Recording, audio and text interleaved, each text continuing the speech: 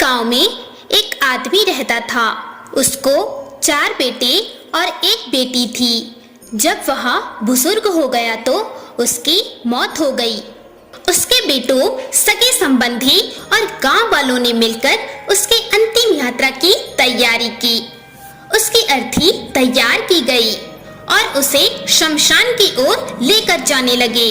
अभी वो लोग कुछ ही दूर ही पहुंचे थे कि वहां पर दूसरे गांव से एक आदमी आया। उसने उस अर्थी को लेकर जा रहे 4 आदमियों में से एक का पैर पकड़ लिया और सबसे कहने लगा, ये आदमी जो मर चुका है उसने मुझसे 25 लाख रुपए उधार लिए थे और जब तक मुझे पैसे वापस नहीं मिल जाते मैं अर्थी को आगे नहीं जाने दूंगा। मृत व्यक्ति के बेटों ने उस आदमी से कहा कि पिताजी ने इस कर्जे के बारे में हम में से किसी से जिक्र नहीं किया, इसलिए हम तो यह कर्जा नहीं देने वाले। जब बेटों ने ही मना कर दिया तो उस मृत व्यक्ति के भाइयों ने भी कहा कि जब बेटे ही मना कर रहे हैं तो हम भी इस कर्जे की जिम्मेदारी नहीं लेने वाले।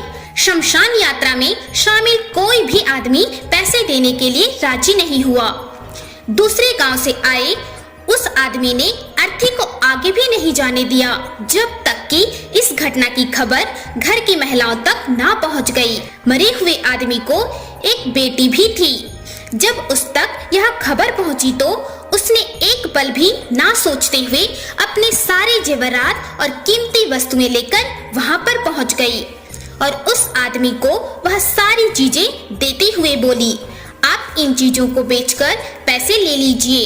अगर कुछ कम पड़ेंगे तो वह भी मैं आपको धीरे धीरे लौटा दूंगी, लेकिन मेरे पिताजी की यात्रा को मत रोकिए। इस घटना को देखकर सारे गांव वाले दंग थे। तभी वहां आदमी जो कर्ज की मांग कर रहा था वह बोला, दरअसल मुझे 25 लाख लेने नहीं थे, बल्कि मैंने इस आदमी से 25 लाख रुपए लिए थे जो मैं आज लौटाने आया था, लेकिन मुझे पता नहीं था कि इनका असली हकदार कौन है, इसलिए मैंने यह सारा नाटक रचाया। मैं जान चुका हूँ कि मरे हुए आदमी का सच्चा हितैषी ना उसके बेटे हैं ना उसका भाई, बल्कि उसकी बेटी है। इसलिए यह सारे पैसे मैं उसके हवाले करता हूँ और अपने कर्जे से मुक्त होता हूँ।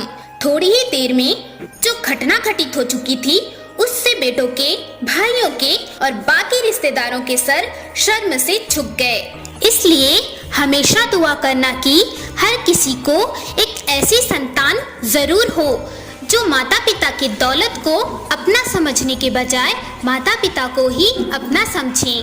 हर हर महादेव।